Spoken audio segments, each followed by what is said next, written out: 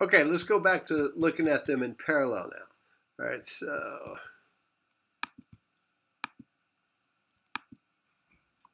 so here they are in series. Okay, so the sum of the voltages comes out to be that.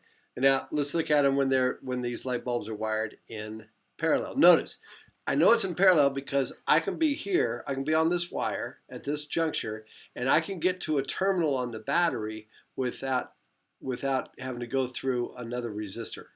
Okay, or I can be on this wire right here, and I can go all the way to this terminal, or I could be here, and I can get all the way to the or I can be here, and I can get all the way to the or here, and get all the way to the terminal without crossing another resistor. Therefore, I know I'm in parallel.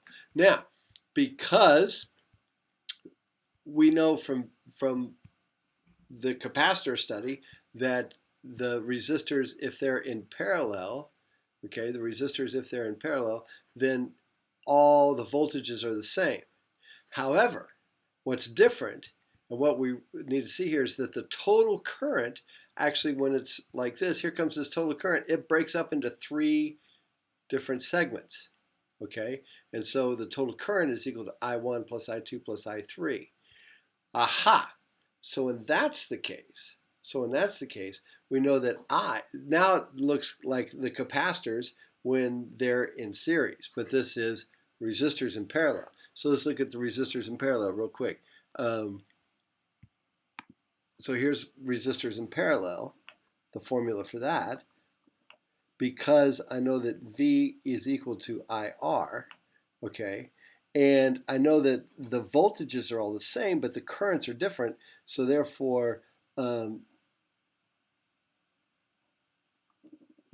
I want to, I know that I total times R total is equal to I1 R1, which is still equal to the whole thing. Why am I having so much trouble with this? Oh, because I need to get I by itself. So I've got V over R total then is equal to I total. But therefore I total is equal to, sorry about that.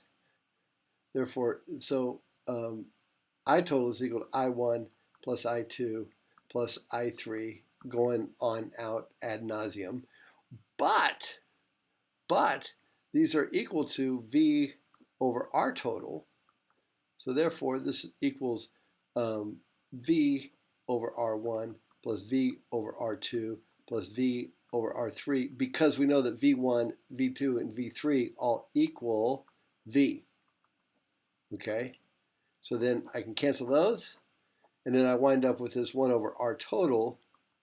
The total resistance is equal to 1 over R1 plus 1 over R2 plus 1 over R3, and then to find that, I have to make sure that I put it in, that I flip it over, take the reciprocal of it, okay? That's because all the charges then become different, all right? So resistors in parallel, here's the formula for resistors when they're in series.